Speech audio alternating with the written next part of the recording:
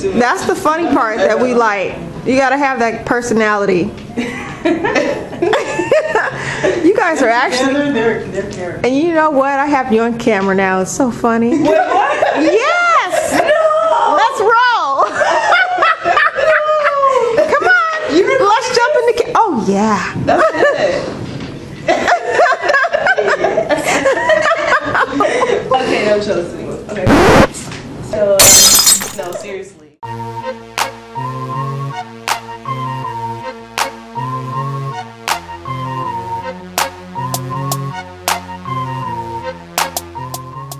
Hey YouTube, welcome to another episode of P System TV. Today the topic is going to be abuse. My name is Denesha. I'm Kajohnna. And basically there's different forms of abuse and we're going to kind of discuss some of those today.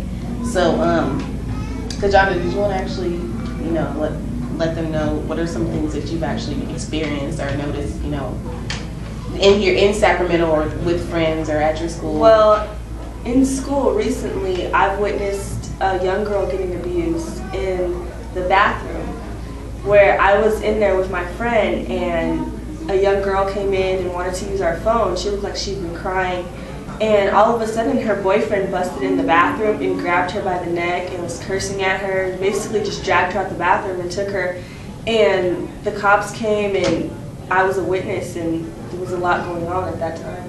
Wow. So I don't know if a lot of young girls have experienced things, but as a witness, I think I'm one of the only few who actually spoke up and said something, because I could have easily just not said anything, but yeah, I think it was good that I spoke up and said something. Do you feel like, a lot of people who are in abusive relationships are unaware that they're being abused, or do you think that they tend to just kind of ignore it? I think that a lot of people are unaware that what's going on in the relationship is actually abuse. As them letting things happen to them, they're abusing themselves and things like that. Mm-hmm. And the other question is, where exactly, where does abuse really begin? Is it a low self-esteem thing? What actually causes that? Are you not getting enough love at home? There's a lot of things that can there's a lot determine. of things that could be going on. Yeah. Whether it's you have low self-esteem or things that are going on in your life that don't make you happy, stuff like that. Mm-hmm. So, yeah. So, and then another thing is the prevention system actually has a program called peer-to-peer change agents, and it's pretty much where young teens and young adults are able to take a class that's about 10 hours in length, and then go out and help their friends and teach. It normally takes about an hour and a half for them to go to another friend and teach them about abusive relationships and signs and ways they can actually help improve a relationship. There will be information on that in the information box so that you guys can actually contact us if you're interested in that, because we actually realized that 85% of young teens and adults won't go to their parents, for help, when it comes to abusive relationships. They actually feel more comfortable talking to a friend or someone who's more, Yeah, that's usually how I feel, and some of my friends, like, they'd rather come to me or one of their other friends to talk. They feel more comfortable, because sometimes when you're talking to your parent, you don't feel comfortable, or you don't feel like you can say everything that you want to say, like you're scared, Right. So I think that's good for some of the teens out there. If you feel like you have to get something off your chest or something's going on, then you can always give us a call, or try to talk to someone that's your age or someone that's understandable.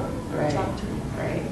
And then another thing is, I feel like some young teens and adults, they're abused themselves, and they're not aware of that they're doing that. Mm-hmm. And that goes from even when I was back in high school, I witnessed a lot of young teens and adults that actually dated numerous people at the school, and they were perceived to be looked at bad, but I think it's actually hand in hand. It's that guy's fault and her fault, because they're abusing her too. Do you actually notice that? Yeah, actually, I have heard of some schools having one girl date numerous guys, as in maybe football team, soccer team, having one girl passed around, and she's not knowing that by letting it happen, she's abusing herself, not just the guys just doing it. Right. So that should be looked at both ways. Right. Right. And that's that's another sign is of abuse is low self-esteem, not being confident in yourself. So.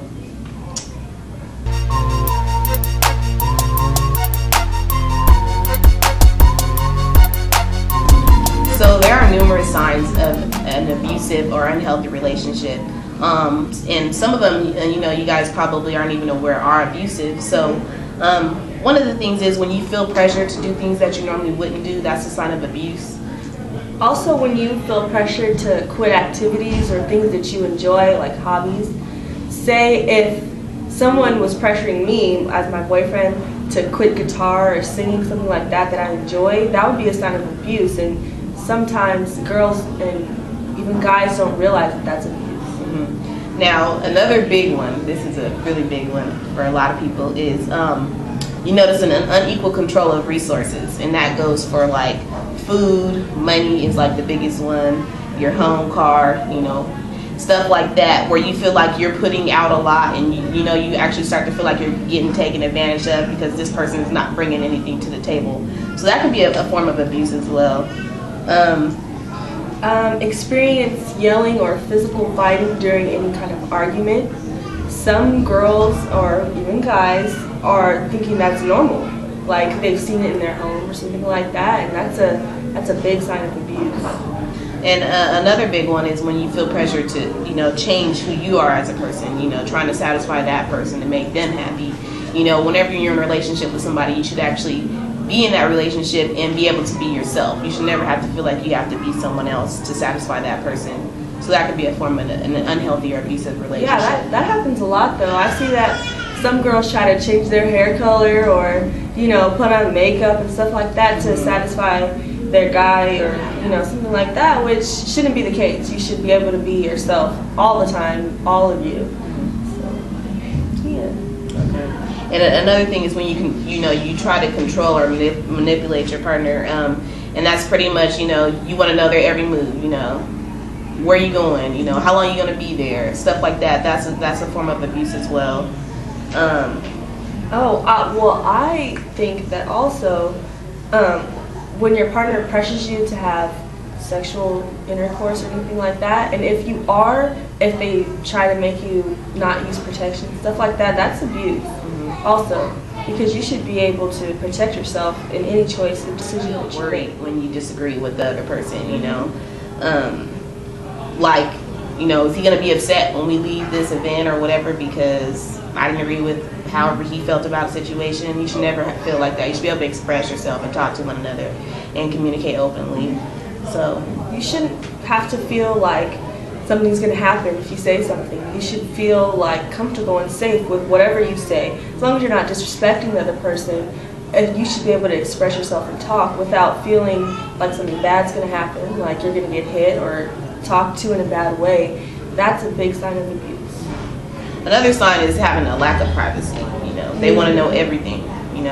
I feel like you should still be able to, something you should be able to keep to yourself if you want to. You shouldn't have to tell your partner everything. You should be able to feel comfortable to keep some things to yourself. So that can be a sign of an abusive or unhealthy relationship. And that has to do with trust also.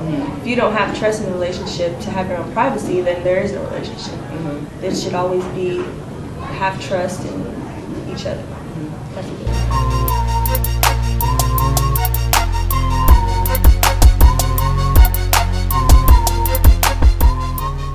Some people might wonder, when should you actually seek professional help in your relationship? When you're unhappy in a relationship and you can't decide if you should accept it or try to work it out, maybe you should actually try to talk to somebody and get professional help, or not necessarily just professional help, maybe a close friend or somebody just talk to them if you feel like you need to do that. Also, a good sign is if you feel like you're staying in a relationship for the wrong reasons. If you feel like you're not staying in it because you love them or you feel like you want to be with them, then it's not a good thing. If you feel like you have to stay because you're scared for your life, or if you don't feel safe if you're not with them, something like that, then that's a bad sign. Another sign is when you've actually decided to leave that relationship, but you still find yourself dealing with that person. You know, you still find yourself actually being in that relationship even though you're officially done with that person. And that's another sign that you probably should seek professional help. Yeah, because if you're going to cut them off, then you should do it all the way. Yeah, yeah. So, another thing is if you have a history of actually staying in unhealthy relationships, you may actually, you know, continue to do the same exact thing over and over again. So yeah, like when your friends tell you, oh, you're doing this again, or no, yeah, he's like the other one. You know, that's a good sign to say, hey, maybe I am repeating my mistakes. Yeah. We're gonna have Kajohnna's mom actually have a message for the parents, but you want to introduce your mom? My mother, Kathy, is gonna have a few words for parents out there who don't know how to talk to their kids or are very concerned but don't know what to do. So here's my mom. Hello everyone, I'm Kajohnna's mom. And I just would like to say I've worked with prevention systems since my daughter did Natoma's Teen Idol, and I thought that was a great experience. I thought that was important for me to be there with her, and I think it's very important for parents to get involved with their children, because a lot of these teens that are being abused or doing bad in school, they need their parents' guidance. They need them to be there to talk to. I always talk to my daughter, and whether she likes it or not, what I say, it doesn't matter, because that's what I'm there for. That's my job. That's my job, to be there for her and talk to her and guide her. And I'm always there because I love her so much, and I want her to do good in school, and I want her to prosper. So for all you moms and dads who are having, I guess, trouble getting across to your teens, just doesn't matter how you come at them, doesn't matter what you say, just as long as you say it. As long as you talk to them, at least you try, they will open up. My daughter doesn't like opening up. She doesn't like telling me anything, but I think with a little bit of help and we can talk it out and hopefully come to the prevention system. They're the greatest and they're very helpful. So. Thanks, Mom. Peace. So make sure you guys stay tuned next week. We're going to actually be at the Art and Fair Mall interviewing just young teens and adults and moms and dads, and just seeing, you know, getting other point of views on some of the topics we've discussed thus far. So stay tuned next week. Thanks for watching. Thanks for watching. Until next week. Bye.